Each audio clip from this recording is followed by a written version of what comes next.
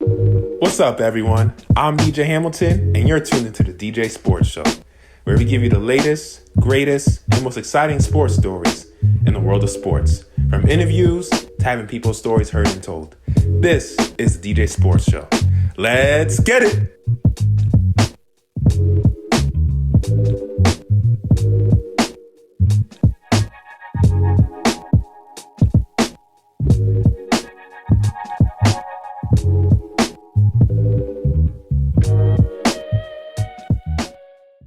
Good evening, ladies and gentlemen. I'm your host, DJ Hamilton of the DJ Sports. If you're watching on YouTube, hit that like, subscribe button, and share anybody you know who likes sports. Listen to audio platforms where make sure you leave a 5-star rating and share anybody you know. This is the place where we talk sports, have stories told, and make a difference. How you guys doing? Doing well, man. Doing well. I'm doing good. I mean, this morning, the first half of the first quarter, the first half of my team was a joke, but then the second half got much better. But, I'm doing good. Week three football is almost done, and I got through another week of my survivor pool. Thanks, Saints, you stupid suckers. Well, yes, ladies and gentlemen, we are back. That team is the worst team in the NFL by a country mile. Oh my god. I don't know. Do. I don't know about that. But who's worse than the Saints? Now, but yeah, the Saints are. Yeah, really but bad. the Saints got nothing. They have True. It's the thing is Rattler was okay in this game. It's just the defense was horrendous. I mean, at least maybe you got Kamara on the team, but oh my god, that team is so bad. At this point, if I'm them, just tank for Newsamar. Yeah. But the first game I wanted to really talk about on today's episode for week 3, that LA Rams versus Philadelphia Eagles game. That was classical theater. I mean, coming to this game, both teams were 2-0. And the Eagles, they've been the Super Bowl defending champions, but they haven't really looked like the champions during the first 2 weeks of the season. We played the Dallas Cowboys opening night. We know they're nearly not much of a competitor or a contender that you're really going to be seeing in the playoffs. And then you play the Kansas City Chiefs, who have been struggling offense. As everywhere really went down, he was pretty much out injured that game. And the Chiefs' offense hasn't really been looking good. But the Eagles, for a championship defender, you guys haven't looked like world beaters offensively to start the season. You guys coming into week 3, ranked 17th in scoring coming into the game. While the Rams, surprisingly, I looked it up on team rankings. They had to come into week 3. They had the best defense in the NFL with the fewest points allowed per game with 14, according to TeamRankings.com. They looked like that the first half. Yeah, exactly. I know the Eagles were there. One key component they were missing was their right tackle. Lane Johnson was out with a neck injury. So I knew their offensive line was going to take a little bit of a hit. And we saw that in the first half. They were held to just 33 total yards in that first half. Their offense couldn't get anything going. It was like a tale of two halves in this game. It was crazy. We saw the greatest show on turf with LA Rams in that first half where they were scoring lightning points left and right like it was nothing. I mean, the Eagles just couldn't get nothing done. I mean, one thing I saw was so I have some notes here. All-Pro Zach Bond, he had this interception during the first drive for the Eagles against the Rams. Shotgun, no huddle formation. That gives Eagles a possession at the 36-yard line. And during their first offensive drive, the team, they used that tush push that's been a talk of discussion around the league. Many people, I was surprised they didn't vote it out of the league. Did you guys want to see that banned from the league, or are you guys scared of tush push? No, that play is going to turn into what the Wildcat was, and I think it was 2010 or 2009.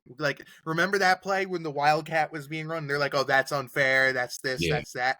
Eventually, in 2-3 years, they stopped it, and I think that the same will happen with the tush push. But yeah, honestly, I think it's ridiculous that you would want to ban a play that you can't stop just because you can't stop it. Yeah. I think it's just completely ridiculous. All they're doing is just pushing their guys. They're really good at blocking, and some things have come out over the last couple of weeks that maybe the offensive linemen are offsides. I don't know. I'm not a rules professional.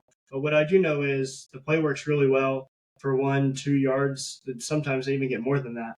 And I think it would be absolutely absurd for them to ban a play. I don't even know how they would do that, but just because they can't stop it. You know what else is absurd too with the Rams? First off, Devontae Adams to me is the clear number one guy for them, and Nakua is number two. I mean, they always line up Nakua as number one, but to me, Adams is number one. But they have nothing besides those two at wide receiver. And that got 15 targets today, and Adams had 8. So I don't know where you're getting that, but Nakua is going to be the one. I get what you're saying, but to me, Devontae Adams should be the number one. He was amazing in this game, and I like Nakua. I really do. I just think he's more perfect as the number 2 receiver. I don't know, but I don't know. Besides that great 44-yard fly blazer, Devontae Adams, that put the Rams up 10-7. Yeah, Puka made some crazy catches today. He did. Besides those two, the Rams have nothing behind them. Like, I can't name another receiver behind them. Like, can you? Getting Devontae Adams over the offseason was really important to them because, yeah, he's old, but you lost Cooper Kupp.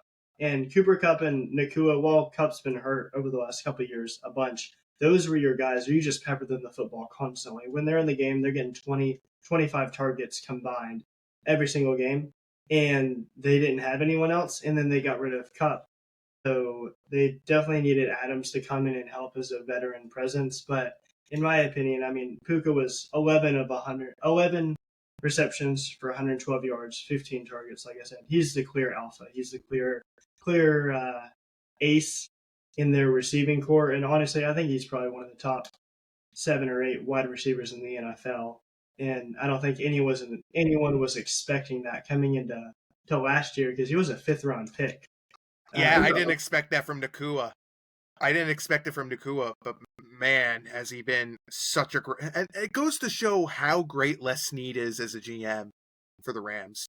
Because he can pick some really good gems. I mean, how about the defensive tackle? Brandon, I think, Fisk. That dude... Yeah. Since they lost Aaron Donald, that dude has been such a great player. You can't replace Aaron Donald. That dude's the best defensive tackle I've ever seen in this play ever. Brandon Fisk, I keep messing his last name up. That dude has done a very admirable job as a defensive tackle. But you know what really killed the Rams in this game? Their secondary really killed them. I don't know what happened or how they their secondary collapsed. That collapsed. Straight meltdown. Yeah, a complete meltdown. But you gotta admit that blocked field goal was fun. Not the best blocked field goal of the week, by the way, but that blocked field goal was amazing. Yeah, that was wild because there were 3 blocked field goals all within about 10 minutes or so on Red Zone. I was watching it, and I watched the first one. The first one was this one, and I was like, wow, that was crazy. Jordan Davis picks it up, runs it back for a touchdown. Then the Browns block a field goal.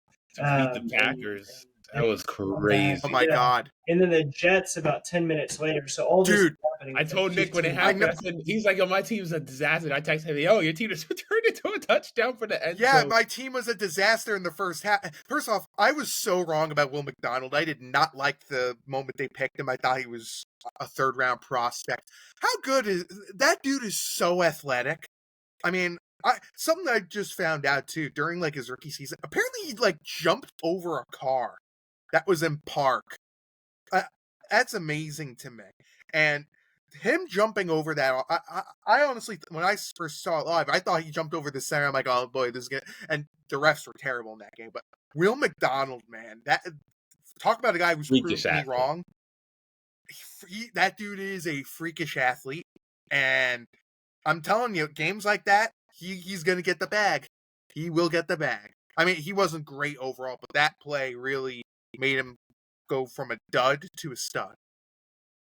But one thing I was worried about. I'm sorry, we're getting off topic here. Yeah, we're getting off topic. Oh, no, you're good. No, we're getting off topic. Yeah, it is. We'll talk about the Jets in a little bit. But going back to the Eagles, when I saw that block punt and Jordan Davis, who, by the way, Jordan Davis may be a piece of work off the field. That dude, for his size, is so fast. And dropping that weight has made a big difference this year. He looks so much. He's moving better.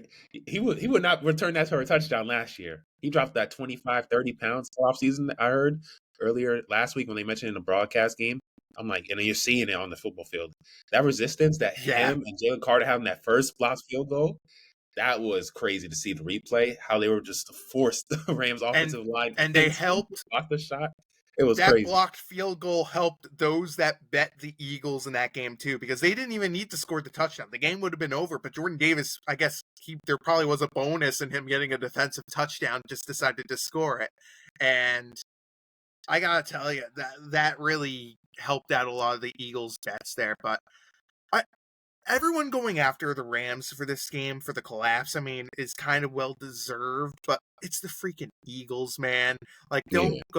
don't trash them like the Falcons, because that team deserves to get trashed. No offense, Jeffrey. Yeah. But I'm telling you, these two teams could battle it out again. If Stafford's back holds up, I could see this being rematch for the NFC Championship game. Yo, I was gonna say, because I was gonna ask you guys a question. So during that first half, when I was watching that Rams team, I'm like, man, if Stafford can stay healthy and this defense plays like this, there's no reason this team can't win the NFC. I was really, and they were doing it against the Eagles. Like, they're not just doing it against a bum team; they're doing it against the defending champions with arguably people are saying the best roster in the league. They were running roughshod on them. I was like, this Rams team might be. I know the Packers, I said, could be the biggest threat. If Stafford's back to stay healthy, he's looked amazing compared to what I thought. You know what's crazy too? What you say? You know what's crazy too? Not Stafford isn't the only one you should be worried about health-wise. Your head coach, Sean McVay. Did you hear that apparently he broke a bone in his foot or something? Or like a bone in his leg? I don't know if it's his leg or his foot, but he broke a bone somewhere. Like during the bye week, he's probably going to get surgery on it. This guy, McVay, is such a great coach. He's coaching hurt right now. Yeah. It's crazy. But you got to give credit to the Eagles. Yeah. And you got to give credit to the Rams. Plantar fascia in his left foot. So calling a timeout. Apparently, he's not going to have surgery. Oh, well, that's good. I mean, but still, he's walking around with a broken foot. It's crazy. Yeah. And the one thing I also want to mention, in that first half, the Rams defense, they were able to shut the Eagles offense down. They forced 4 straight 3-and-outs, where the Eagles, the first 2 games, they only had 5 of those in the first 2 games. They were completely shutting. And Saquon Barkley was held to 13 rushing yards. Remember, last year, he had 2 games where he rushed for over 200 rushing yards against them. In the postseason and the regular season. He's the first player in NFL history to ever do that against the same opponent in the postseason and regular season. That was insane to see. They were playing that box defense. They were pressuring up the middle. They were not letting him get on the outside. They weren't even letting him get any gaps going up in the middle and the inside. They were completely shutting him down. And I know Poona Ford, the defensive tackle they added this offseason, has been a key component of their defensive front line. Sneaky rotational piece. Poona Ford is a sneaky rotational piece. That is such an underrated signing. And then also Quentin Lake, man. This guy is so versatile for this Rams team. He can play the regular traditional safety. He can play as a corner. He can play as the free safety. He can do so many things.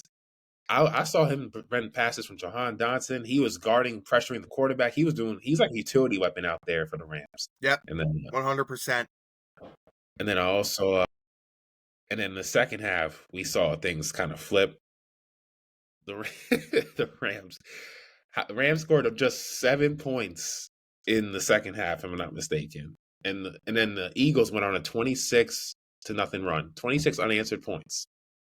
And when I saw Jared Versons, I think going into the halftime, he was talking ish. I don't know who he was talking to, but it must have ignited a fire to whoever that player was. And he probably told the other players in the locker room, you see this guy, Jared Versons? I know he had a great rookie year, defensive rookie of the year. He's a tremendous defensive player too. He had a crazy sack that forced a fumble on Jalen Hurts.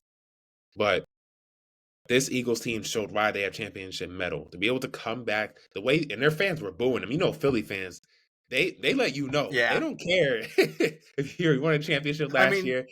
Yeah. They let you know. Just like the Sixers fans in NBA, Joel Embiid. If you're playing terrible, they're going to let you know even at home. That's one thing about Philly fans. They keep it real. Yeah, they do. The Philadelphia fans are crazy. I think it was the Phillies at one point. Maybe was it the Phillies? I don't remember. They were climbing on top of the stadiums, and when the Eagles won the Super Bowl, they were climbing up like poles, and like they are the most craziest fan base ever. I remember even during the 90s too, when the Eagles were like one of the worst teams in the league. During a Christmas game, they brought Santa Claus over. They were just chucking snowballs at Santa at that game. It was so funny. But No, that's yeah, crazy. arguably they might be the craziest fan base like in America. Philadelphia fans. Over like the Cowboys, delusional and all that. Maybe. The Eagles' offense is really run heavy, and they just rely on their defense in their running game. And the first half, they couldn't rely on their defense, and their offense couldn't do anything. So they were put into a position to where, yes, Saquon Barkley he's a good receiving back as well. But they really had to rely heavily on their offense, and I think Jalen Hurts really came through. And obviously, in the end, it was the blocked field goal that really sealed the game. But even to put them in that position to begin with, I mean, A.J. Brown went 6 for 109 and a touchdown. Devontae Smith, I know we already talked about him a little bit, but he had 8 receptions and in 60 yards. And Jalen Hurts really targeted both of those guys well. They had 19 targets combined, and he threw 32 passes. So he's throwing a majority of his passes to those two guys, and almost all of it was in the second half. So I don't know who was saying, like I said, over the last week or two that the Eagles, they really need to step up the game. Jalen Hurts, he can't. And they were saying this at the end of last year as well, before they won the Super Bowl, that Eagles defense is so good, but their passing game, they can't rely on their passing game. They proved him wrong this game easily. Yeah, and the return of Dallas Goedert was a big effort. I mean, Goddard didn't do too much because it's his first game back, but he did catch a 33-yard touchdown, which was huge for them. I'm just glad A.J. Brown finally showed up because he was useless in week 1 and week 2. So I'm glad he finally First showed touchdown up. pass of the season for him. First reception touchdown. I was shocked to hear that. I was like, A.J. Brown, one of the best receivers in the league? Because they haven't been targeting him. And he's he been had like more targets, more receptions, more yards, and more touchdowns all in the week 3 today compared to his first 2 weeks combined. Yep. And the running, I mean, Saquon didn't do much in the running game, but they didn't really give the ball to anyone else except for Saquon. I can't even remember if there was anyone other running back that like had a carry for them. Nope. Just Saquon. Just Saquon. Saquon's their go-to running back. I don't think they run anybody else on the running back position except for Barkley, man. They ran Shipley last week. And who did they just trade for with Jacksonville? I forgot the name. Well, I don't. Oh, God. It'll probably come to us eventually, but. Yeah. Look it up via Bing. Tank Bigsby. Tank Bigsby. He was. That's the name. Out of Auburn a couple years ago. Yeah, that was the name. Okay. But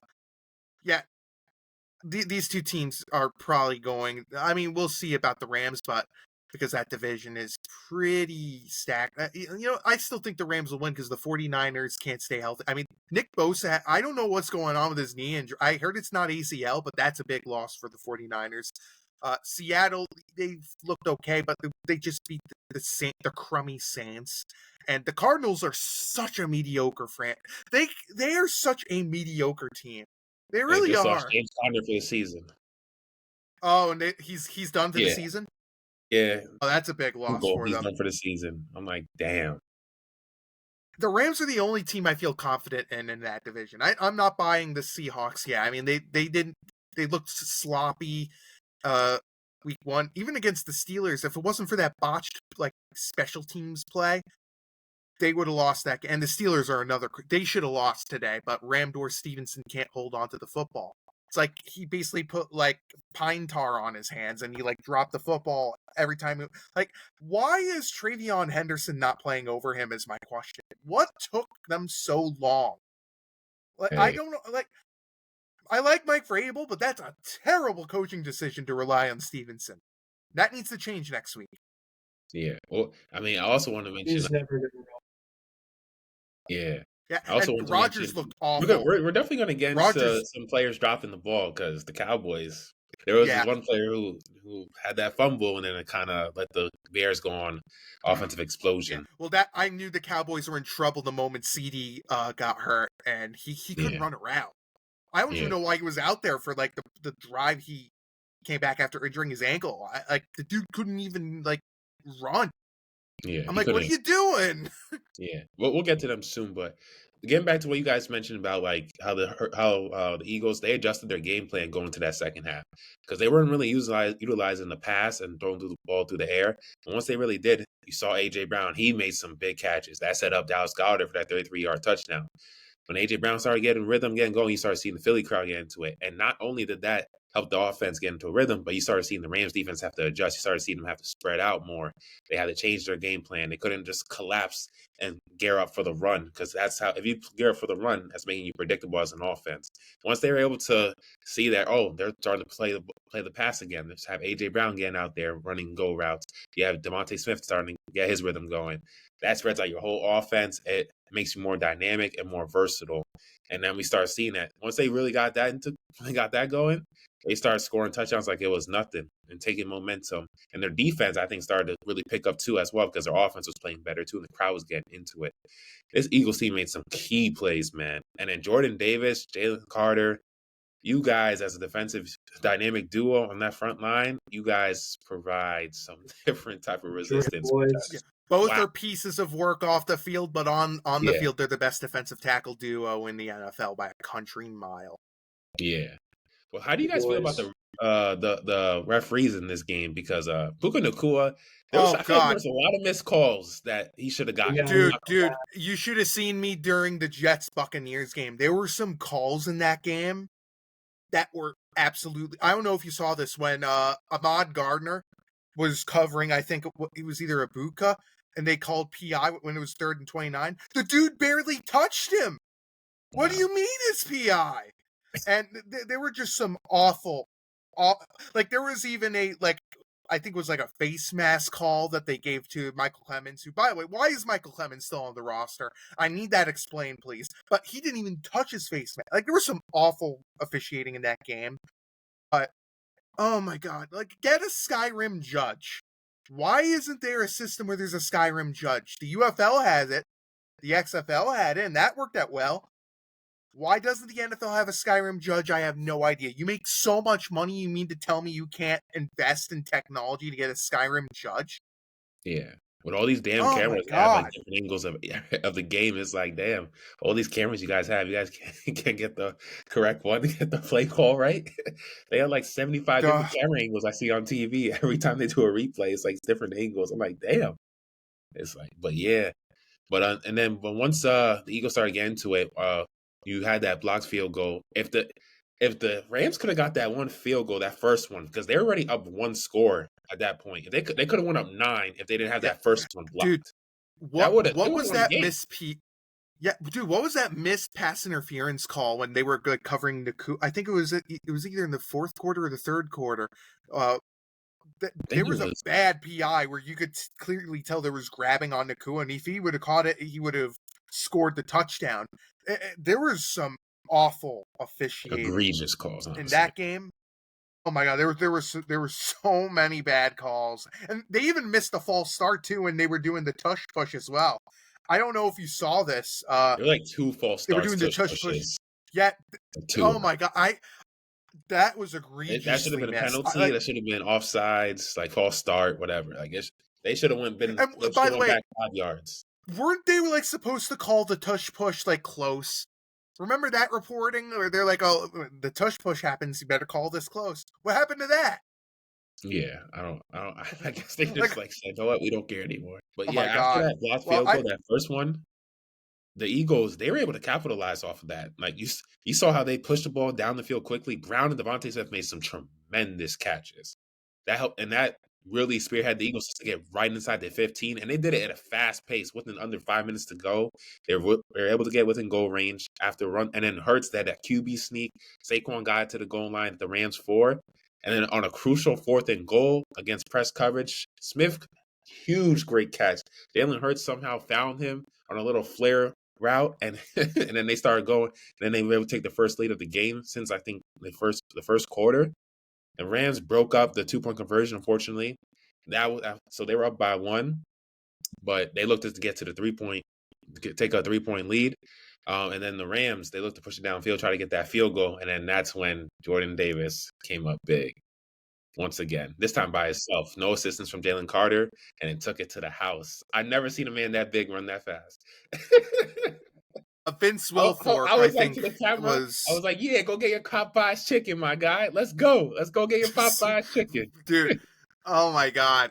Vince Wilfork, you have to argue as well, because for a guy Wilfork's size, dude moves so fast in his prime. And then, but yeah, that Eagles defense is amazing. It really is. Hey, Saints, you could use Zach Bond. What a great move it was getting rid of Zach Bond. Yeah, Zach Bond is good in Philly, man. He's good in Philly. Arguably the best linebacker in the NFL, Zach Bond. I still think Fred Warner is still the best linebacker, but Zach Bond is up there. I'm sure Jeffrey could use him in Atlanta. Oh, I think Jeffrey could. By the way, hey Jeffrey, do you miss Young Ho? Do you miss Young Ho Koo? Almost stinks. Almost stinks as a kicker. He was 5 for 5 last week. I had so much faith in him. He misses the first two and we get shut out. Oh my God! Kickers really are basically reliever pitchers. They are the NFL's version of what a reliever pitcher is.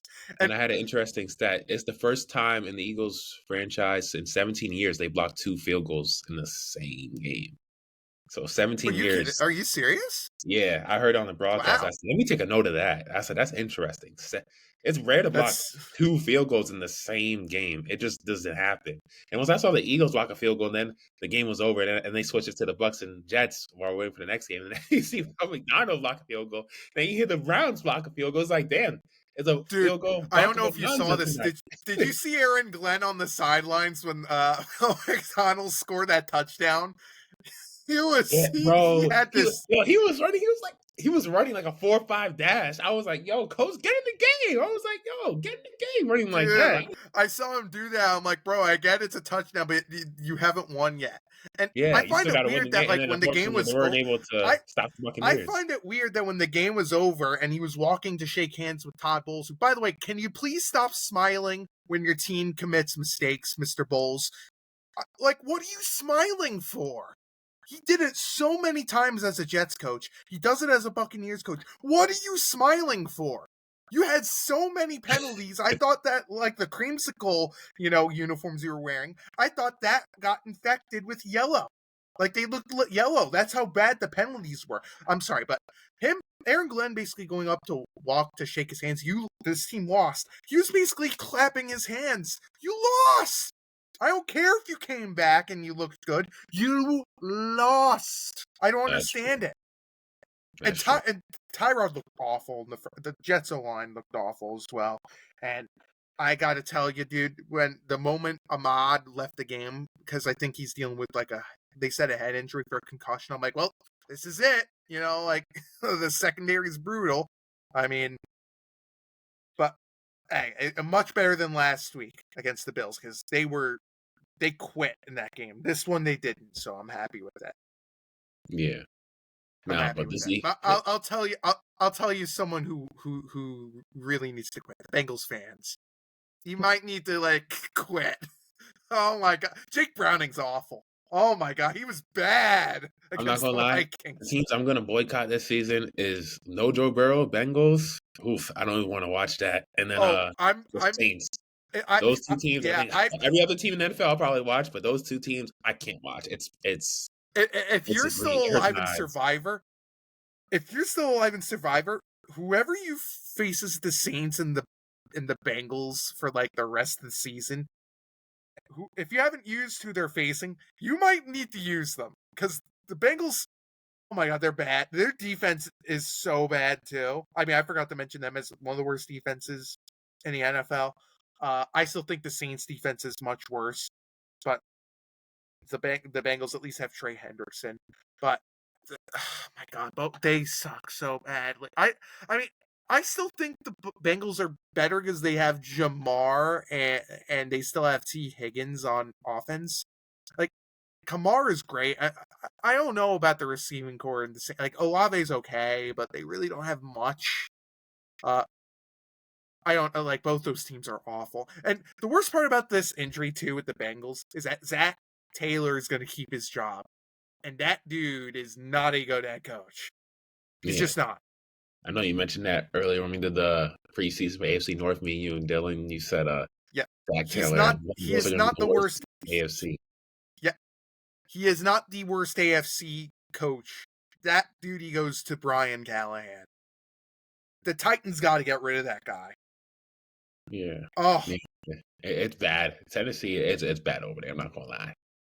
But yeah, I feel for Cam Ward too. He has shown flashes, but all he has is Pete Rose Betting Association inductee Calvin Ridley and the 4th round rookie who I actually kind of like a little. It's clear he has chemistry there. Tyler Lockett's done a whole lot of nothing too, but yeah, he has no O-line. He has no head coach, and I don't know about that team, but.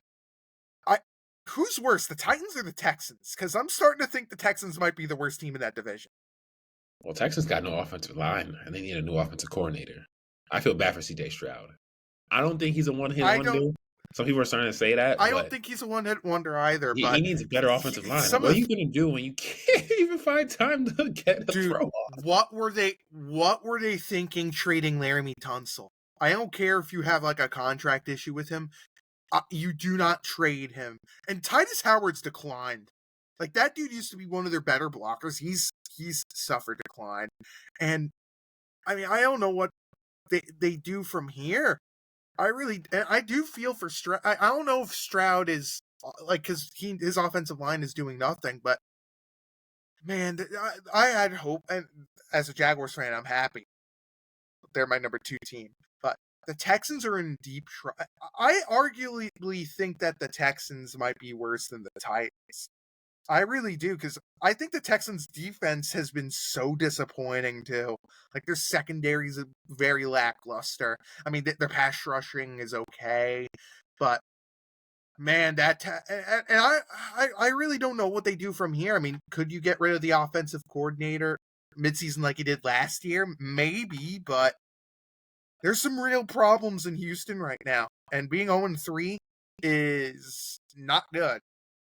I mean, the AFC South sucks, but I don't know, man. I'm still not sold on the Colts, by the way. They had 3 easy opponents their first 3 weeks of the season, so I'm not sold on them yet, but I don't know. But the Texans, they're in deep trouble. They really are. So you're saying they should get rid of Nick Caley, who they just hired in February. Yeah, I don't think they should, but you gotta give the guy some time. I mean, you gotta get an offensive line first. You gotta try to get him some pieces so he could try to get something going. You know what I'm saying? Yeah. I want to see get an offensive line first, get him some pieces, and then we see, okay, can he work? Once we get an offensive line, they need Joe Mixon back. They need Joe Mixon back badly because this running game has been a disaster. And this Dameon Pierce, what the hell happened to him? He had so much potential in his rookie season, and now he's a healthy scratch. Like, what happened to him? Nah, that's wild. But the next game I also wanted to get into was the Cowboys and the Chicago Bears. What do you guys think about that? How about them Cowboys? Was something. I mean, 31-14. Chicago gets their first win of the season. They now are 1-2. They desperately needed this game. Caleb Williams, tremendous, 298 yards, 4 touchdowns, no interceptions. This might be the best game of his young career. He was incredible in this game. Did you guys see that? So first of all, the Cowboys, the flea flicker. Flea flicker play was amazing, but what really started off the downhill spiral for the Cowboys, he has the injury to CeeDee Lamb. That changed everything.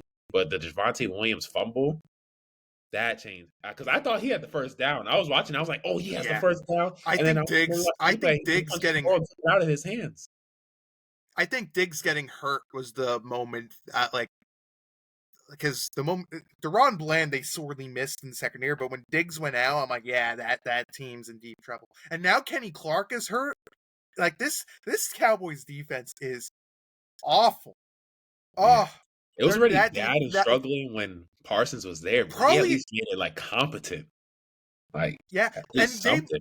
oh my God, they got fooled by that flea flicker. And Luther Burden, who has done a whole lot of nothing, has finally showcased himself. Romo Dunze looked amazing as well.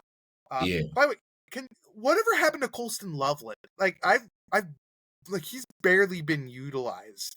Like I get it's like week 3, but I feel like it's because they have so many different options. Like they took Burden this year, obviously in the second round, early in the second round. They took Odunze the year before that, and they already have DJ Moore.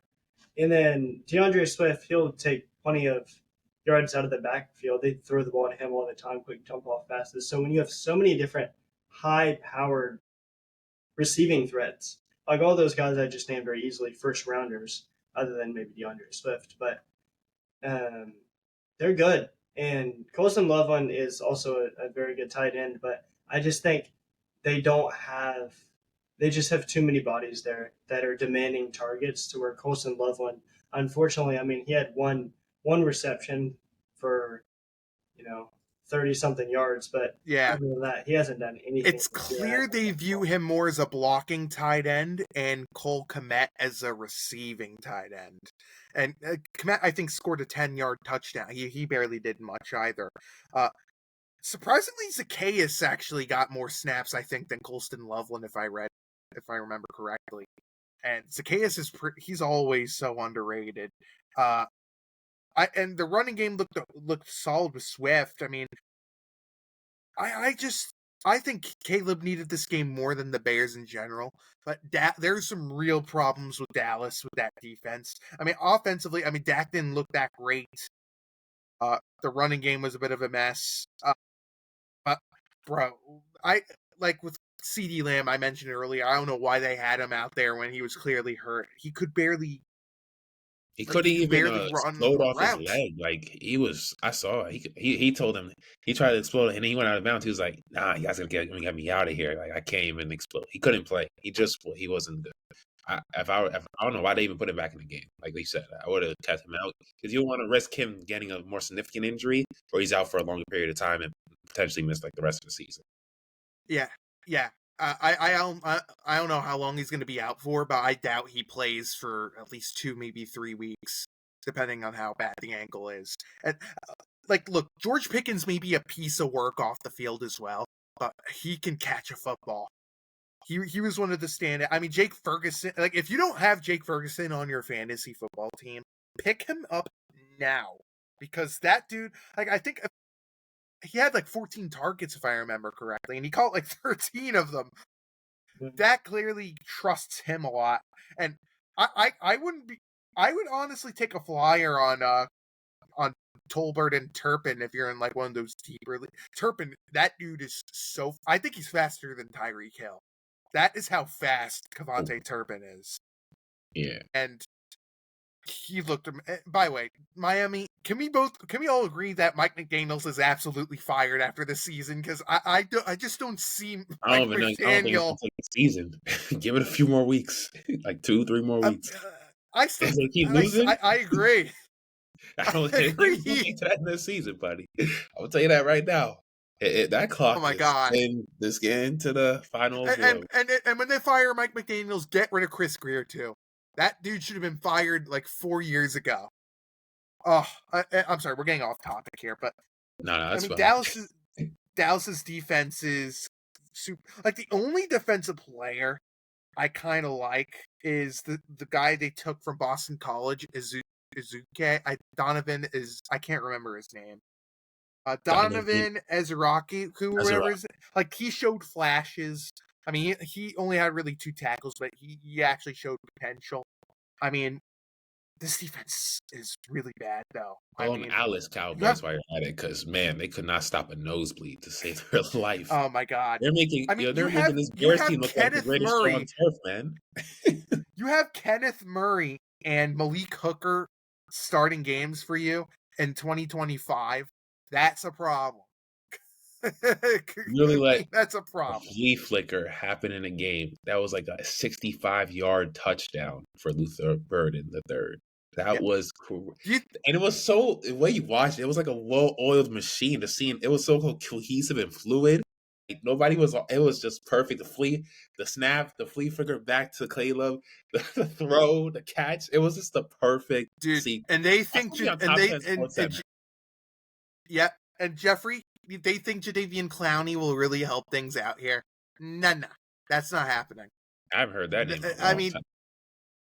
he signed with the Cowboys, I heard that and name in a long time. in typical Cowboys fashion, not 2 days after the contract dried up, the ink dried up on the contract, he gets arrested.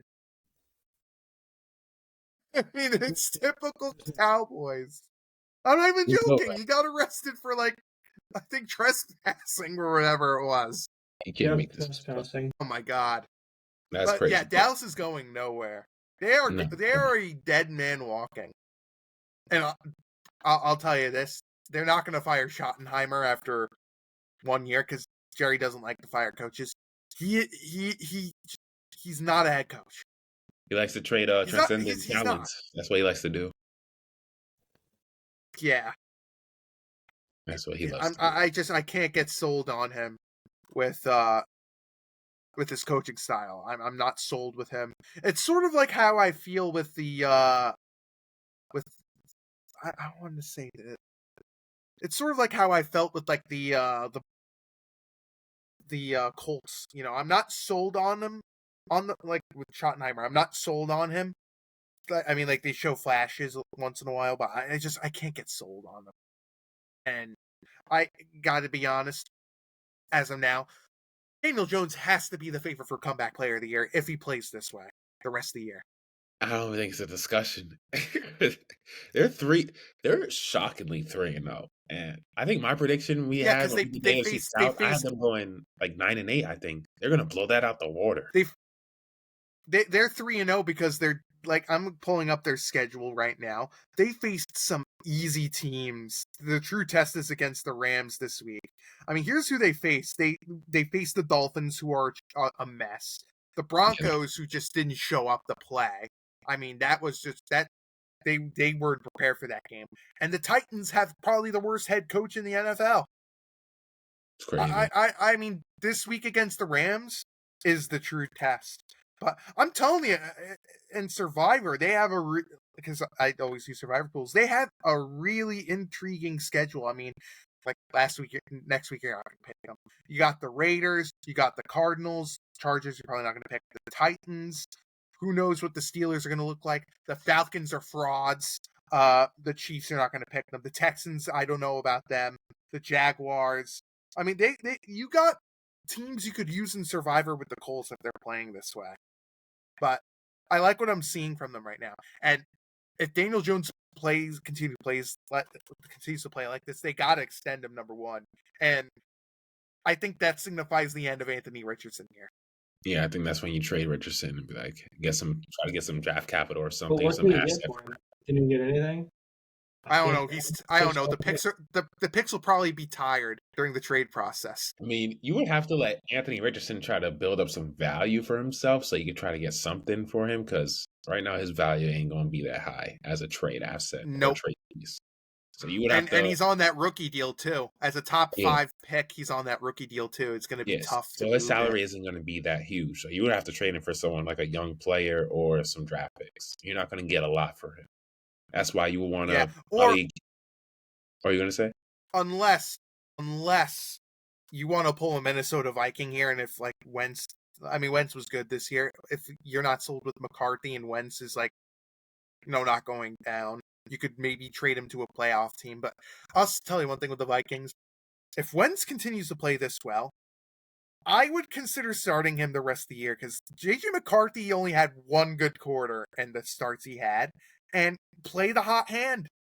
Play the hot hand in Carson Wentz. And if he, breaks his ankles twice or sprains both of them, like he did that one time when he was a Colt, then you put in J.J. McCarthy. I mean, am I wrong here, Jeffrey? Would you go with the hot hand of Carson Wentz instead of J.J.? Yeah. I mean, I didn't like J.J. coming out of Michigan, and then he didn't play all of last year. So, of course, he's going to be rusty, but he's been terrible the first 2 games of the year, and everyone is talking about him as if he's just going to come in and he's going to play well, but he's been absolutely awful. And then they come out today, and of course the Bengals defense isn't good by any means, but they absolutely blew them out of the water, 48-10. He scored 48 points in an NFL game. He only threw 173 yards, but still, he played well. He completed 60% of his passes, and he led this team to a huge win, and he spread the ball around. He had the ball to Jefferson, Hawkinson, Jalen Naylor, a whole bunch. So I honestly, if Carson Wentz plays, even if he doesn't win next week, if he plays something like this against the Steelers, I think they got to stick with Wentz, especially if he's consistent. Yeah. I think there's a chance to that because, look, the Steelers are maybe 2-1. That is an absolute fraudulent team. The Steelers, they should be 0. They should be 0-3 right now. They really should. I mean, that's because they had Joe Burrow the first 2 games of the season. I mean, but the defense is though they're 2-1. It's great. Yeah, and they should have lost to the Jaguars in week 2. I don't know why they lost that. That was just a bad loss by Jacksonville. But I gotta say, like I said, the Steelers were the fraudulent. Have you seen that Aaron Rodgers interception he threw in I think it was the 3rd or 2nd quarter? Oh my God, that was so awful. That was like a Tua Tagovailoa awful throw. Gosh, and that's not good. It was really, really bad. And I'm gonna jump back to Thursday night. I'm done with the excuses with Tua. I really am done with them. I never thought, honestly, I never thought he had it really. Even when he was in I thought he'd be a good quarterback. I never saw a star. I just never saw a franchise quarterback. Even when he was in college. His career, I knew his career was in trouble when he broke his hip at Alabama. That was the moment I'm like, oh boy, I wouldn't touch him. But how was he before that? Was he different before then? Before he broke his hip? So much better. But when you injure your hip, that's hard to come back. And with the I don't even know if they can't get out of his contract because they just signed him to this big contract. I don't even know if he's going to last it with his health issues. And what was his game like before the hip injury? Was he more mobile? Was he more agile? Yes, a lot more. And I don't know if you saw. Did you see the argument that Kurt Warner was having with Emmanuel Acho on social media about Tua? Oh no, I didn't see it. It was so ridiculous. First off, neither of them come off well. First off, Emmanuel Acho is a complete moron. Some of the stuff he says. I mean, this is the same man who once claimed that Mike McDaniel was a top 5 NFL head coach and a top 10 NFL offensive-minded guy in league history. Damn. Yeah. I can swim across to London. Yeah, Acho. But some of the stuff he says, he's a moron, and he basically said it in the interception he threw where the Bills won. This is day 1 stuff, where he threw the ball. First off, there was nobody wide open, and it was good coverage, and he read it well. And he's like, this is day 1 of how bad of a quarterback he is. It goes to show how big of an idiot Emmanuel Acho is. And I trust Kurt Warner's word because he was an actual quarterback. And before Acho deleted the tweet, he basically said we shouldn't listen to a Hall of Fame quarterback give advice on how a quarterback should play. He straight up said that before he deleted his tweet. He really said that? Yeah, I wish I screenshotted it because he straight up tweeted saying we shouldn't listen to you. I mean, oh my God, he's a dumb. He really is a dumb. Hey Jeff, quick question: is Young Ho Koo on the practice squad in Atlanta? Not that I'm aware of. I think they outright cut him. Oh, that was a mistake. Let me check. Yeah, I just looked it up. He's cut. Yeah, they released him. You think that they're gonna send please come back cards or something like that, or on the Patriots practice squad? Oh, he's on the Patriots practice squad as of 2 days ago. Oh no, sorry, no, not of 2 days ago, but they announced it recently. Yeah, Jeff, man, I think it's time to admit Atlanta's just not it. When you can't score a point against the Carolina Panthers of all teams. Yeah. Point on the board. Just a donut. Shout out my boy Oh Tyreek. my God. Oh man, I You felt made Bryce Young. Bryce Young did jack nothing in this game. He only threw for 121 yards, and yes, he did score a rushing touchdown, but he did nothing in the passing game. Michael Penix, man, he is not it. I was not a fan of him when they drafted him. He threw some 2 picks. awful throw. Oh my God, those picks were so bad. Jeffrey just nodding in I despair. hate saying this, Jeffrey. Like, this team is in deep trouble, and I don't know if they have a good coach. I don't think they have a good coach, and this GM needs to go too. Like, I don't think Terry Fondant is like a trustworthy GM at this point.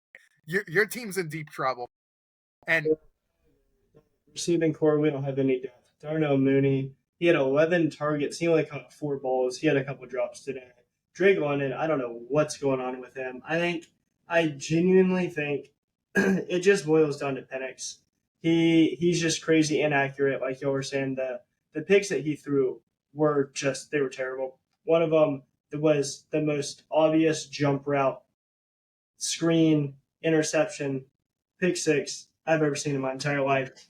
The guy was breaking on the ball before Penix even looked at the receiver. And then he looked at the receiver, threw the ball. And by that time, obviously, the cornerback was already just standing in front of Bijan, took it, and he was like skipping into the end zone. He was so happy. I don't think that guy's ever touched the football in his life.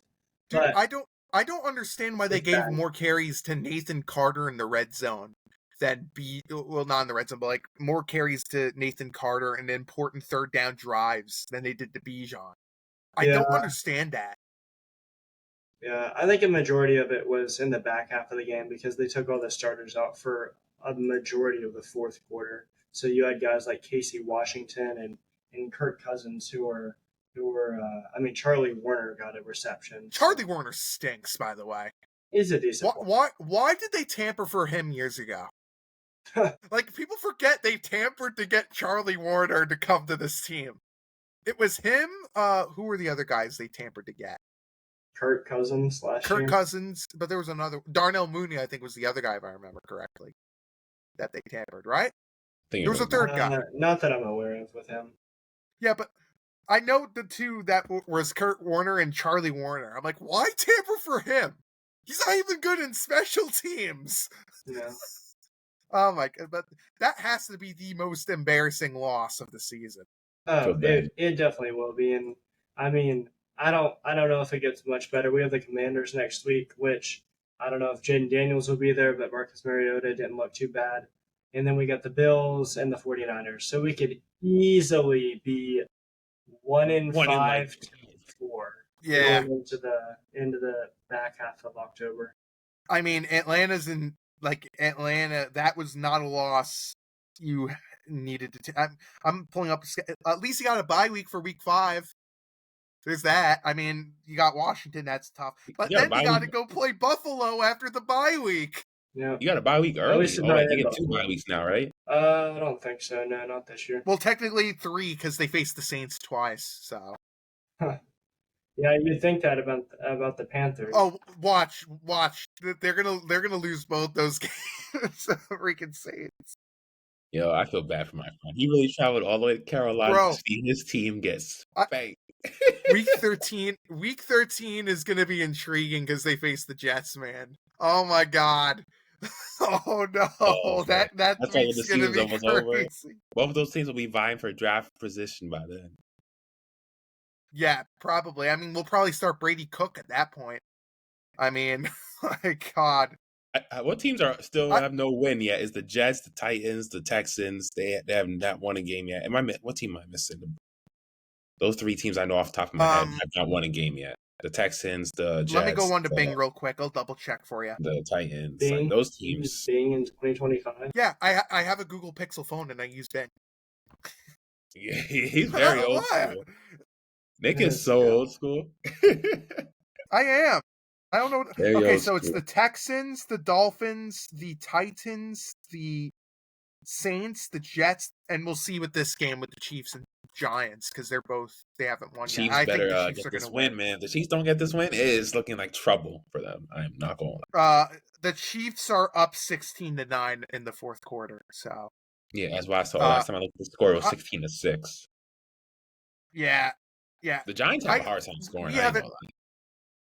Yeah, well, I don't even think their defense is that great either, to be honest with you. Daboll's another one who I think is probably gone at the end of the year too. Yeah, I think he should have been fired after last year. I think Shane should have been fired last year, and they kept Daboll because I think the GM is the bigger problem. I had hope with Joe Shane. I just don't see him as the guy to, help, draft and develop this team. I mean, we barely touched upon this game. Raiders Commanders. The Raiders, look, Pete Carroll is in his early to mid 70s. I'm sorry, the game has passed him by. Gino, he was okay in garbage time, but he didn't look all that great. But there's some real problems with that Raiders defense, man. There really, there really is. Points on a Commanders team with not even their starting quarterback is crazy work. The running game was actually really good for. How about this Jeremy McNichols? I thought he was gone from the league. I did not realize Jeremy McNichols was still in the NFL, and he only had 4 carries, but he actually looked impressive. The 19.5 yards on those carries too. Yeah. And Ja'Cory, Bill Crockett, Groski Mara, he's okay. I don't get why he's getting overhyped. I get he's the main guy now, but with the amount of carries Chris Rodriguez has been getting, I'm starting to think that he's the number one guy. Not Ja'Cory, but the Raiders. It's time to panic for you guys. It really is time to panic. Hey, Tom Brady, your team's not doing so well, buddy. I don't know. You might want to call them out. Why is he allowed to commentate games again? Because he's the GOAT. He's Tom Brady. But he should not be. He should not be commentating games if you're an owner in the NFL. When you're the GOAT, you can fleece the rules. I guess that's Jesus. Very outspoken Tom Brady. Yes, yes, because I'm a Falcons fan. That has a lot to do with it. But also, I just think he's a scummy human being. Oh, 100%. He doesn't come off. Say what you want about Deflategate. I don't care what anyone says, and I said this to Patriot fans. He doesn't come off well in that whole thing either. It was overblown. But when you destroy your cell phone in the middle of an investigation, I'm sorry, that is pretty suspect. And there's no defending that. That's interesting. Destroy his cell phone. Ooh, okay. He destroyed his cell phone in the middle of the investigation. Why didn't he turn his phone over? Why did he destroy it? Now, was it Spygate or Deflategate? Which one? Which one was Deflategate? Deflategate is when he destroyed his cell phone. Spygate was more of Bill Belichick. That was more of, I don't think it was Brady that was involved with that, but that was more of Bill. But yeah. And man, he's just an overall, I wouldn't say he's flawed. Yeah, I don't think he's done anything illegal. Except for maybe kissing his son in the middle of a massage session when they were filming him during the Patriots behind the scenes one time. You remember that? Deshaun Watson? No. Not Deshaun Watson. Tom Brady. Tom Brady was getting a massage. No, Tom Brady was getting a massage after practice or something because he maintains his health. His son walks in basically checking up on him, and he's like, he'll do everything fine. He gives him a kiss on the lips. That's creepy. That's weird. I'm sorry. In front of the cameras. In front of the cameras, too. That's creepy. I'm not kissing my son on the lips. Even though I love him, I'm not doing that, bro. Not even my daughter. On the cheek, sure, but Nah, that's Yeah. me in my life. I'm doing No, that for. there's like a good 6 inches around the mouth that you have to avoid. And wow. All right. Well, Moving on. I can't believe. Jeffrey was Speaking like, of Deshaun's Jeffrey was team, like, Deshaun let's Watson. go. Deshaun Watson, Justin Tucker. No. Oh my God, we're going to hell for these jokes, man. Nick, did you get to Going watch back to, the let's go Packers to Browns Deshaun's game? I team. didn't get to watch it. Did he get to see that one? I got to see bits and pieces. Like, I don't know what. Like, I Are saw you bits and pieces concerned of the after a loss highlights like before. that for the Packers? I am Especially against the impressed Browns. with Cleveland's defense. Okay. I am impressed with Cleveland's defense. I thought it was going to be horrendous, but Cleveland's defense sneakily underrated. And the Packers, I don't know, like you had 10 days to prepare for this game. I don't understand how you had extra time to prepare and you put up that type of performance in that game. Yeah, Dude, this thank was God. interesting because the Packers were up two possessions with 3 minutes left in the game, and then they blew it. Yeah. They blew it. Yeah. Thank God, by the way, I chose Seattle for Survivor because I debated Seattle or Green Bay. I stuck with Seattle. If I would have chosen Green Bay, I would have been eliminated. Would have been over. Think about this, by the way. Yeah, think about this. I chose here the 3 teams I used in Survivor. Dallas, who's no one's going to use ever again unless like injuries occur. Arizona is a mediocre football team, excluding Week 5 against Tennessee. You can't use them. And Seattle, you basically have no other week to choose them. That's 3 great Survivor picks I made. Who's your pick next week? You feel good? I don't know yet. I want to wait until all the games are done. I usually make my picks on Tuesday, because I gotta get locked in for Thursday, and I put my article out on Tuesday for Survivor picks. Okay. But there's a few teams I'm looking at right, bro. The Bills are facing the Saints next week. Oh, that's gonna my be God, that's gonna be a like. That's gonna be like I mean, 45 to like 7. Oh my God! Like, if the Bills take it Saints seriously, fans, of course. If they say like, yeah, we're gonna come in, we're gonna destroy this team. If they take it like a Saints, the Saints better say some prayers. That's all I gotta say. Yeah. They gotta say some prayers. I mean, I Detroit's facing Cleveland. That's a game I'm looking at. Denver against Cincinnati because the Bengals suck now that Burrow's out. Yeah. They're facing Denver. I mean, I'm looking at the other games. I mean, if you want to go risky, the Texans are in play. Giant Chargers go to New York. I don't know. Green Bay faces Dallas next week.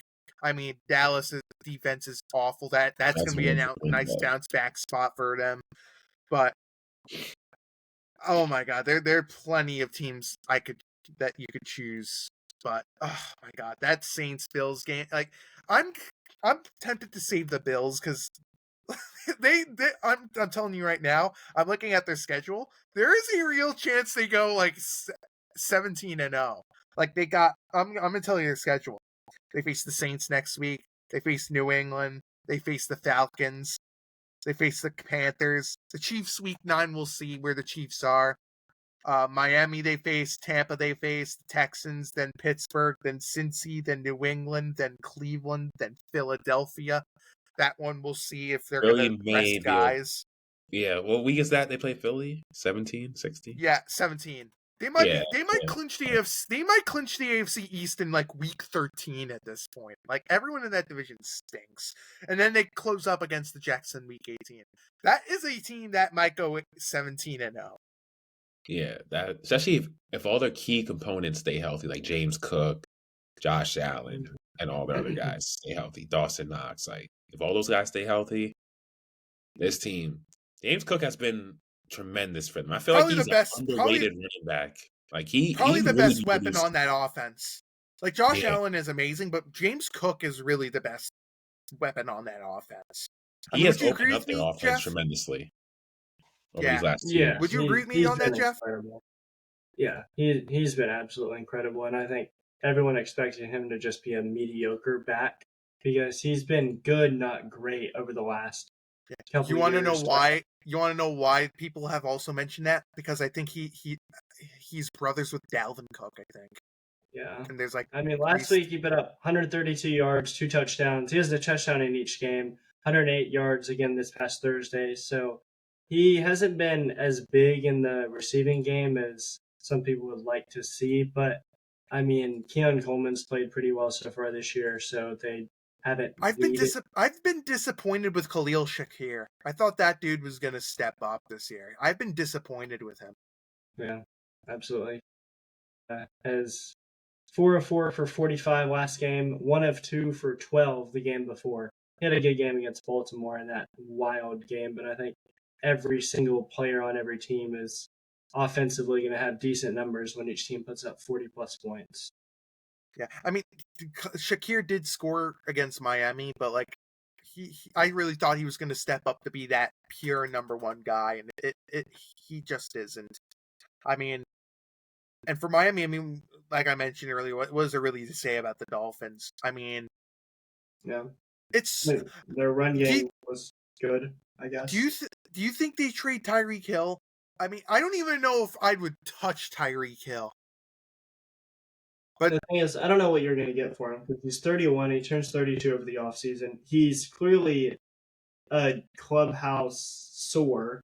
People don't like him. He doesn't like being there. He's very. They didn't even choose him to be the captain of the team too. So, and I don't know if you're going to get anything for him. If you can get something for him, trade him now. Trade him immediately.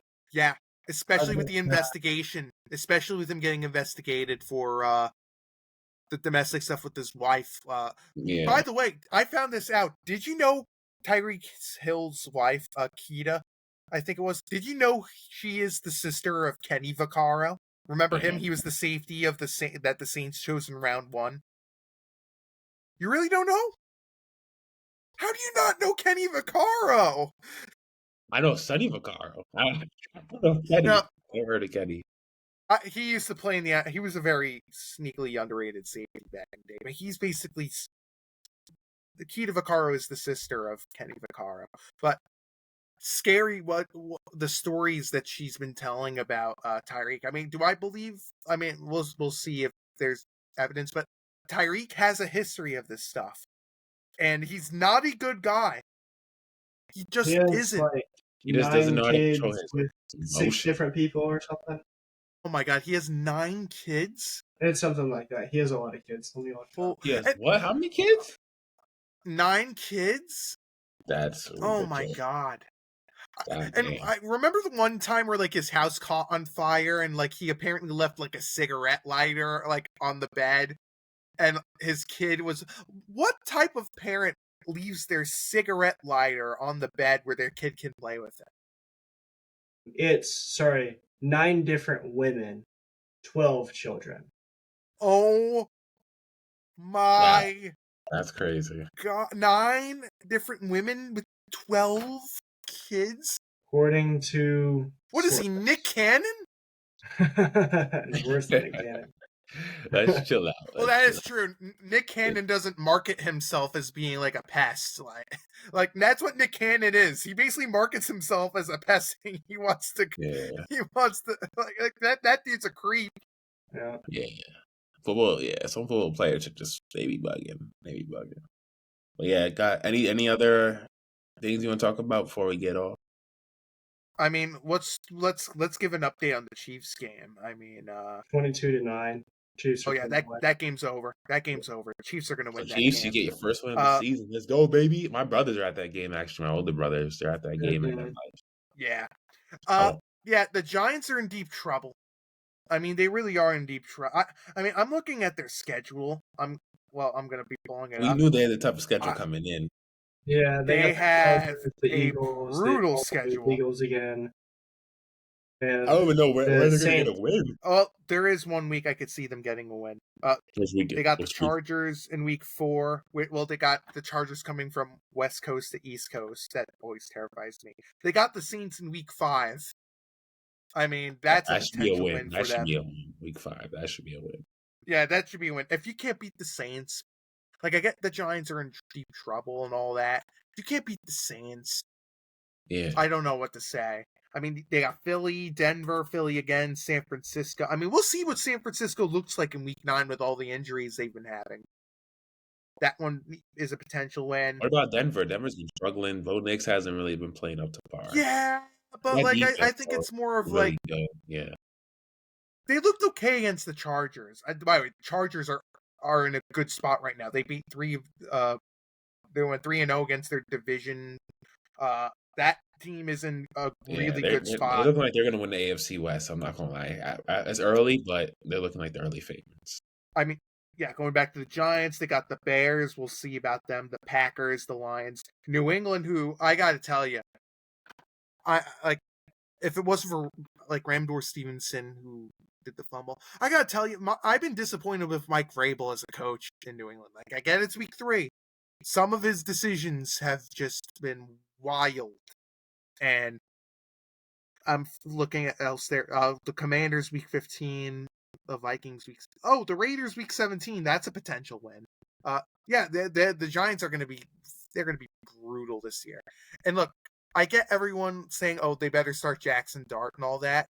With how bad that O-line is, if you want to start Jackson Dart, wait until Andrew Thomas is healthy to even give him a chance, because the O-line is so terrible. And I like the rookie tackle, Marcus Mabau. He has some potential, but the Giants O-line is just a mess. And Evan Neal is so bad. He's like, even when Andrew Thomas is down and James Hudson, who I don't even know why he's still on the team, but doing whatever the heck he was doing. Evan Neal must be so bad that they don't even want to play him. And they can't cut him because his contract sucks. That's crazy. He's When he was on in a college, I rookie thought he was going to deal. be good. I thought he was going to be good when he was at I Alabama. know. He looked like he could have been. I thought he was going to be good. I think man, a big but problem is I think a big problem with Evan Neal is he's a strict left tackle. He's not a good right tackle. He's not a good guard. He's a strict left tackle. And it's hard, it's really hard for rookies to translate that. And if he wants to salvage his career, like he's been trying to go to guard, I would sign, he's got to get out of New York. I mean, his career was done the moment he called the Giants fans hot dog and hamburger flippers. That killed his Giants career. Remember that? He basically was going I saying, think I "Why saw should on that Bleacher Report when I saw that. I was laughing. he was like, why should a lion concern himself like a sheep or something like that?" And he's like, "What do they know? Like flipping hot dogs and hamburgers, buddy. The fans pay your salary." Yeah. And Even coming ever to these since that games are happened, making you a millionaire, buddy. Have some yeah. respect. If I'm Evan Neal, if you want to save your career, you got to get out of New York. You have to get out of there, because I just don't see him working out there. And he's got to be a strict left tackle wherever he goes next. I just don't see him as a guard. I don't see him as a right tackle. He's got to play left tackle as a backup. Worse for worse, the UFL is always hiring, or the CFL if you want to go to Canada. No, that's true. And before we get off, we're recording this before the Monday Night Football game, so you guys know. Lions and Ravens tomorrow. That's going to be a good one. Who you guys got? Love Baltimore in that game. Love me some Baltimore in that game. I think I'm going the same. This team is leading the league in scoring. They're averaging over 40 points per game in the first 2 games. Yeah. Absolutely absurd. Baltimore would be undefeated if they didn't have a coach who should have been fired after the playoffs. Yeah. I still believe if it wasn't the Ravens, because the Ravens are they don't fire coaches. They're basically like the Steelers light. If it wasn't the Ravens, Harbaugh would be fired. He should have been fired after the playoffs. I remember I was watching First Things First, Chris Broussard and Nick Wright. They said the same thing. They said, I think it was Nick Wright. He said, this is it for Jim Harbaugh. It's John Harbaugh. This one's John Harbaugh. Yeah, I'm getting them confused. Jim Harbaugh is on the Chargers, right? John Harbaugh is the Ravens. He's another psychopath too, and you see him on the sidelines. He's a psychopath. Yeah. Jim's doing great, though. Chargers doing great. But John, I'm telling you, your job's in jeopardy this year. I think you have the most talent. I don't know if they're going to fire him. They just extended him. And the Ravens don't fire coaches. Yeah, but he's basically like Mike Tomlin, if it wasn't the Steelers, Tomlin would be fired in 2020. Like, yeah, the problem is there's not very many NFL head coaches that can even get you to the playoffs because we've seen different guys for the Falcons, we've seen different guys for the Saints over the last few years, and no one is bringing these guys even to the playoffs, even close. And Tomlin's bringing the Steelers to the playoffs every single year. You got Harbaugh bringing the Ravens, a very, very good Ravens team, to the playoffs every year, and they're not going as far as they want. They're not beating the Bills, but also at the same time, they still have a very, very good team. They just can't get over that hurdle. And sometimes you just got to let the coach get over that hurdle because um, what's his name? Ryan Day for Ohio State, I believe that's his name. Their head coach, that was always his knock. He could get to the big game. He just couldn't win the big game. And the last year, after years and years and years, keeps losing to Michigan, unfortunately for them. But he finally won. Yeah. You know what college coach I could see going into the NFL in the hiring circle next year? Who? Because there's a rumor of him leaving. Marcus Freeman from Notre Dame. But I don't know. I think he's an overrated head coach. They haven't done anything under his leadership. They won a playoff game last year, and that's it. Yeah, but like I could. By the way, let's go Fighting Irish. They beat Purdue. Yeah. I'm sorry, I had to get that out. As a Fighting Irish fan, it's been tough. But I could see Marcus Freeman going to join in the college route. Do you guys think Archie's declaring this year? Oh, I would hope not. I don't even. He can't. Can he? Because he's a sophomore. He redshirted. Nah. Yeah, but I think 2027 you could declare. comes. Yeah, probably. He just had a great game yesterday. Great. Yeah, he did have a good game. School for the blind. Yeah. Oh my god, the school for the blind. This guy. I'm just saying, like, very they true. didn't play anyone, did they? I mean, Christian Hackenberg is not playing football. That's a guy who's in like a class in the blind. I mean, he was so bad at throwing football. Like Sam Houston. Come on. No, like, listen. Christian Hackenberg was so bad when he was playing football in the NFL, he was trying to concuss reporters on the sidelines. That's how bad his throws were as a Jet. Oh my god. Sam Houston lost to Hawaii, the Rainbow Warriors. You're going to sit here and tell me. And Hawaii lost 40-6 to Arizona, who's terrible. No. Manning is overrated. Final word. Yeah. But the quarterback that I think has to be the number one quarterback is Newsomar in this draft. Yeah, I know it's early, but Newsomar has to be the number one guy. I mean, who else could potentially take that? Sellers? No, he hasn't been all that great this year. And I will say, let's see, Nussmeier, he's been all right. 2 picks, 6 touchdowns, 68.6 completion percentage. He has almost 1,000 passing yards over 4 games, averaging, around 200. College stats be crazy. It's crazy. Drew Aller, you could maybe consider. I wouldn't take him first over. Like I said, if you have the first pick, Garrett Newsomar is the pick for me right now. I mean, I'm gonna dive deeper into the footage once the season's over for Aller, but to me, I would pick Newsomar first. But man, this QB class is. I'm looking at, according to Tankathon, who could declare this year. Sellers from South Carolina, Newsomar, LSU, Mendoza from Indiana. Mendoza's actually looked really good this year. Aller from Penn State, Mateer from Oklahoma, we'll see there. Carson Beck from Miami. Beck looks really good in Miami. Levitt from Arizona State. I mean, Klubnik, I don't know. Robinson from Baylor, we'll see. It's still a pretty stacked QB class. I mean, what year is we'll see. I haven't really watched college football, but what year is Dylan Raiola in? Because he has talent. He's 2027. 2027 is, I think, going to be the year he declares. I don't think he could. I mean, I've been disappointed with Florida this year, especially with DJ Lagway. I mean, Lagway's been hurt in Florida, but him Ranola and maybe Archie goes in 2027.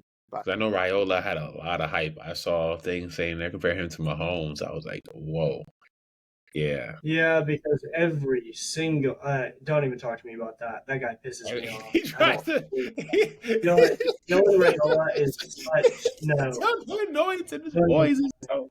He tries to do everything like him, right? yeah, yeah. If Patrick Mahomes twerked on the 50-yard line, Dylan Raiola would play it on a loop on his phone just so that he could get it exactly the way Patrick Mahomes did it.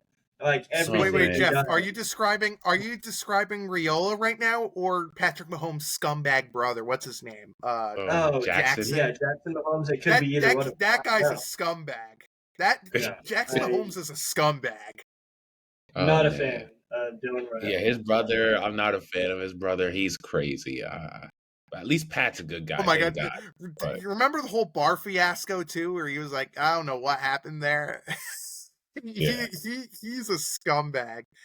I Yeah. feel bad for Patrick Mahomes sometimes too when he's like filming his videos while he's like studying the playbook, and like his He seems like scumbag a brothers real- like dance. Like, oh my! I feel so bad for him. Yeah. Like, hey, bro, can you go in the other room? I'm trying to like study for the game. I gotta, I got my Yeah, I throat. know. Like, I gotta I know. lock in. I got Super Bowl to get ready for. Like, But the one thing I will say, I don't understand why his wife gets hate though. I really don't, because they've yeah, I known don't each get other it. And since high she's good. school. She I was there. don't get their She was there before hatred the for her. fame. She was there with him before he I got think that's big. because the Taylor Swift, they're like best friends. True. That's The cameras will cut to their suite and they're over there making out in the suite. So it's like every single NFL fan doesn't like Taylor Look, I Swift. don't understand why people hate Swift, okay? I mean, like, those mops are really good if you buy them at the store. I mean, they're a good oh my product. God. Is this Really? gonna be the oh I don't know rappers all over again? Is No, that what I it is? no. We're not I doing know that. who that is. Who's I'm just Kendrick making Lamar? no, Jeff. I'm making a mop joke because there's a mop brand called Swift. I'm aware. I own it. I don't own the brand. You own it. I don't know. I know. I own the box. I'm just letting you know. I'm just letting you know. Like, they really need to do a better job with the mop brand. I mean, you shouldn't go after them. They're a very top sponsor for the Kansas City Chiefs. I'm dead. But yes, ladies and gentlemen, it's getting late, so this is gonna do it for another great episode of the DJ Sports Show, and talking NFL Week 3 here with the fellas Jeffrey, Nicholas. Hopefully, you get my guy Dylan on here, all four of us, because I feel like that would be theater.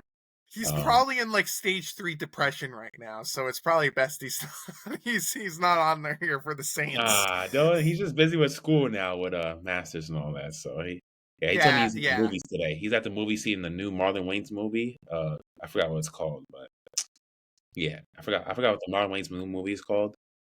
Is it Goat? I don't remember. I have no idea. Yeah, or something like that. I don't know what it's called, but Yeah, it's like an Earl Simmons song, you know. You don't know it until Deadpool comes out. it's called Him. Him. That's what it's called. Yeah, Him. So, No, yeah, yeah, I guess Earl that's Simmons. Yeah, like, yeah. No, wait, it's called Him. Yeah, Him. So who's him? Yeah. Marlon Wayans apparently. Yeah, but apparently Marlon Wayans. So, but yes, ladies and gentlemen, tell me where they can find your work, guys. All right, Nick, let's hear it. You always let me go first. Oh, well, see, kindness always pays. Jeffrey raised his hand. He raised his hand. Yeah, he did raise his hand. He did raise his hand. I mean, you raised your hand, buddy. You go first. Oh, thanks. Jeffrey period underscore period Robinson on Instagram. You know what? I'll raise my hand too. You can follow me at my social media on. I'll raise my hand on the camera. You can follow me on Twitter. I'm on Facebook. I'm on LinkedIn. You can follow me at Total Apex Sports. I write a lot on there. That's where you'll catch my sports articles. I'm also on the fantasy and bet side. You can find me on there. And now I will lower my hand, just as Jeffrey just did. What a way to end this show! Oh man.